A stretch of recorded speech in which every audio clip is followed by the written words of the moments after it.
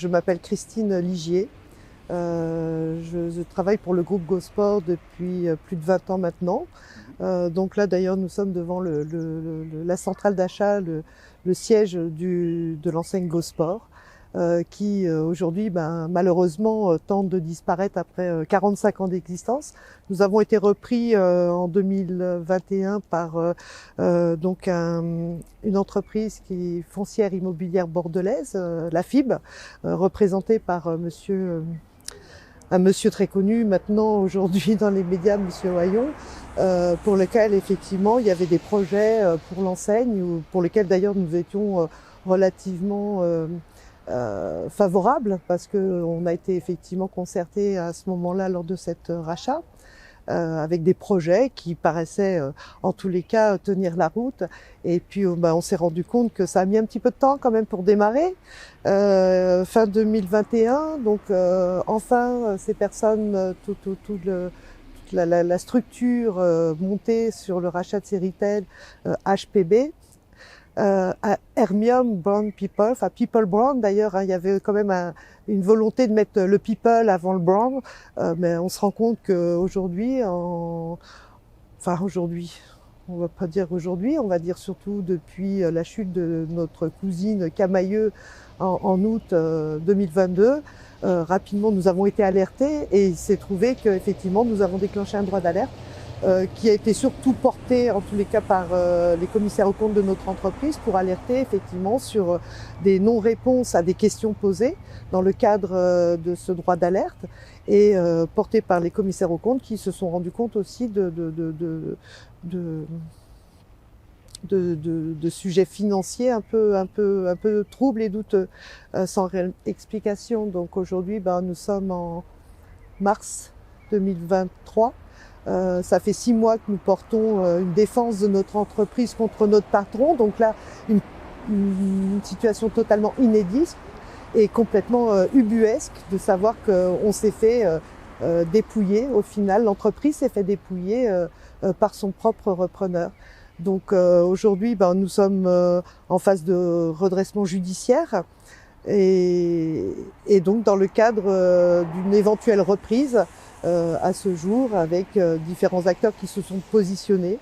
Mais voilà, faut retenir que cette enseigne qui a 45 ans d'existence dans le territoire national va disparaître, sûrement, peut-être.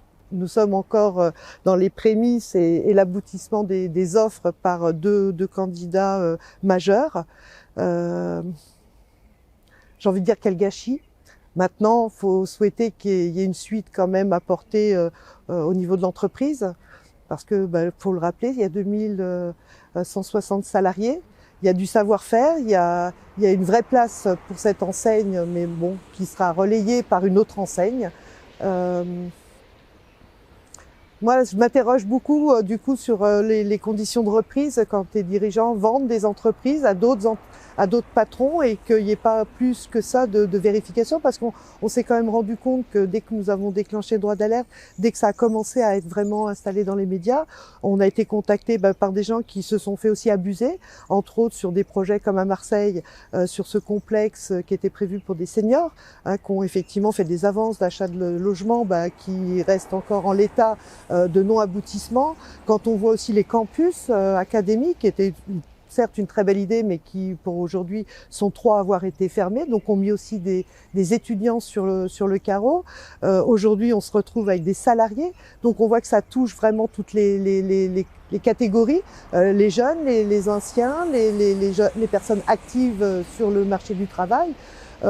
Question, parce qu'on nous parle aujourd'hui effectivement des retraites qu'on va pousser jusqu'à 64 ans, mais moi j'ai envie de dire déjà au gouvernement, parlons emploi et parlons surtout de ces repreneurs, de ces chefs d'entreprise qui au final sont pas là pour générer, on va dire de la fortune sociale et en tous les cas nationale pour le territoire, mais pour en tous les cas il semblerait détourner de l'argent pour des intérêts propres.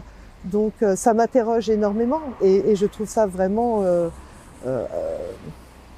j'ai pas de mots en tous les cas pour définir ce genre de comportement et surtout de me dire mais dans quelle mesure le gouvernement laisse agir. On a vu ce qui s'est passé avec très récemment dans notre département, des détournements de fonds, et on parle aussi de détournements de fonds du gouvernement, parce que nous avions effectivement, on était sur le marché d'être vendus, avec un effort pendant la période Covid d'une aide de l'État sur un prêt garanti par l'État, et aujourd'hui cet argent, dans la procédure de régie, ne sera pas remboursé. Donc on parle de quoi en fait? On parle de soutien aux entreprises ou on parle d'un pillage du gouvernement? Donc je sais pas, je me pose beaucoup de questions. Merci.